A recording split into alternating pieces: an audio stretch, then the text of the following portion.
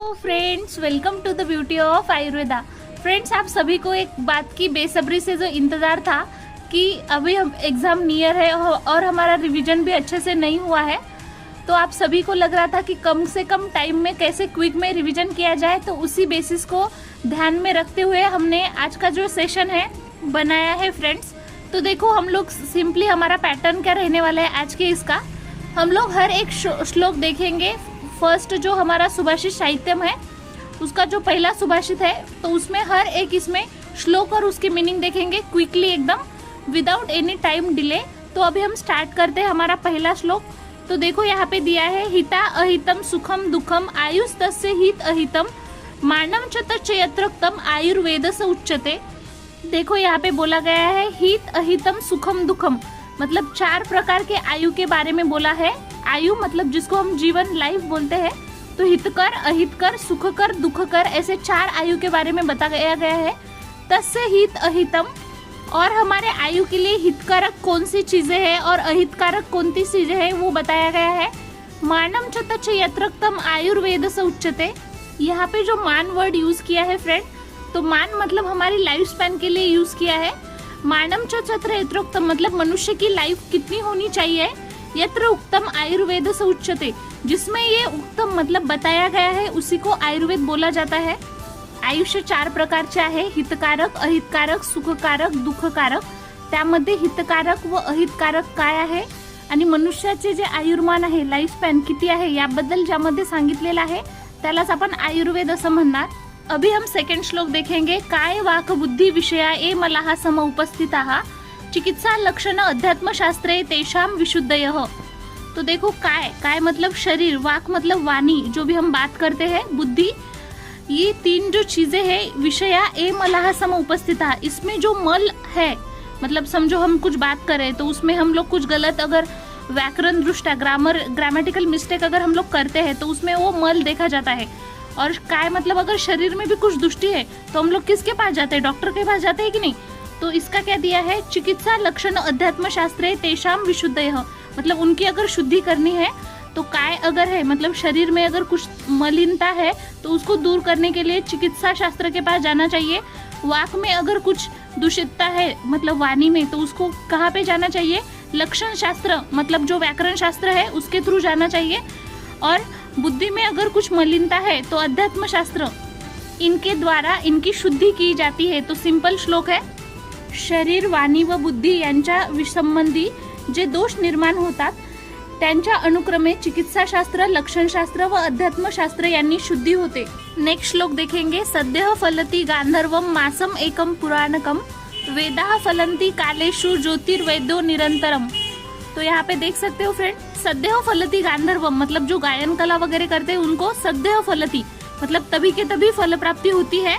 उसके बाद मासम एकम पुराणकम, जो पुराण वगैरह पढ़ते हैं तो उसको 1 महीने के बाद फल प्राप्ति होती है। उसके बाद वेदाः फलन्ति कालेषु, जो वेद ज्ञान लेते हैं तो उनको मतलब फल प्राप्ति के लिए कालेषु मतलब बहुत टाइम लग जाता है, बहुत काल लग जाएगा। और ज्योति वैद्यो निरंतरम, और ज्योतिष शास्त्र और जो वैदिक शास्त्र रहते हैं, जो जिसका मतलब उन्होंने अध्ययन किया है, ये शास्त्र जिसने पढ़ा है उसको निरंतर मतलब हमेशा ही फल प्राप्ति होती है। गायन कलेमुळे तात्काळ फळ मिळते, पुराणामुळे 1 महिन्यात फलप्राप्ती होते, वेद ज्ञानामुळे फलप्राप्ती होण्यास बराच काळ लोटावा लागतो, आणि जो ज्योतिषशास्त्र आणि चिकित्साशास्त्र आहे ते दोन्ही नेहमीच फलदायी असतात। नेक्स्ट श्लोक देखते हैं। अन्यानि शास्त्राणि विनोद मात्रम प्राप्तेषु वा तेषु न तैश्च किंचितः चिकित्सित ज्योतिष मंत्र वादा पदे पदे प्रत्ययम आवहंती। इसका मतलब है, अन्य जो शास्त्र है वो बस विनोद मात्रम मतलब एंटरटेनमेंट के लिए ही है। प्राप्तेषु वा तेषु न तैश्च किंचितः मतलब उनको हमने उनका नॉलेज लिया या फिर नहीं लिया कोई प्रॉब्लम नहीं है, मतलब कोई फर्क नहीं पड़ेगा, ठीक है। लेकिन चिकित्सित ज्योतिष मंत्रवादा, चिकित्सा शास्त्र, ज्योतिष शास्त्र और मंत्र शास्त्र, ये 3 ऐसे शास्त्र है जो पदे पदे प्रत्ययम आवहंती मतलब हमें हर पाउल पे, जैसे हर जगह पे वो हमें काम आने वाले हैं। इतर शास्त्र विशिष्ट प्रमाणात मनोरंजनासाठी आहेत, म्हणून ती प्राप्त झाली किंवा नाही झाली तरी त्यात काही फरक पडत नाही। पण वैद्यक शास्त्र, ज्योतिषशास्त्र आणि मंत्रशास्त्र यांचे ज्ञान झाल्यास त्या ज्ञानाचा जीवनामध्ये पावलोपावली अनुभव येतो। नेक्स्ट श्लोक देखते हैं। एकम शास्त्रम वैद्यम अध्यात्मकम वा सौख्यम च एकम यत सुखम वा तपम वा वंद्य च एको भूपतिर वा यतिर वा ही एकम कर्म श्रेयसम वा यशो वा। इसका मतलब है एक ही शास्त्र को वंदनीय माना गया है, उसको वैदिक शास्त्र या फिर अध्यात्म शास्त्र बोला गया है। जग में बस एक सुख बोला गया है, जो हेल्दी रहता है और तपस्वी रहता है उसको बोला गया है। उसके बाद वंदनीय बस एक ही को माना गया है, जिनकी सभी लोग पूजा करते हैं ऐसे लोग, तो राजा या फिर तपस्वी। और एक ही कर्म जो है यहाँ पे श्रेष्ठ बताया गया है, या तो यश प्राप्ति या फिर जिसको हम लोग मोक्ष प्राप्ति बोल सकते हैं।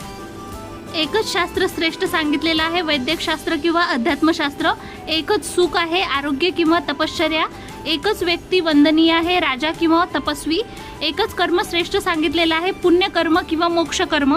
नेक्स्ट श्लोक देखेंगे फ्रेंड। यस्मिन् ज्ञाते सर्वम इदम ज्ञातम भवति निश्चितम तस्मिन् परिश्रमम कार्यम किम अन्यत शास्त्र भाषितम।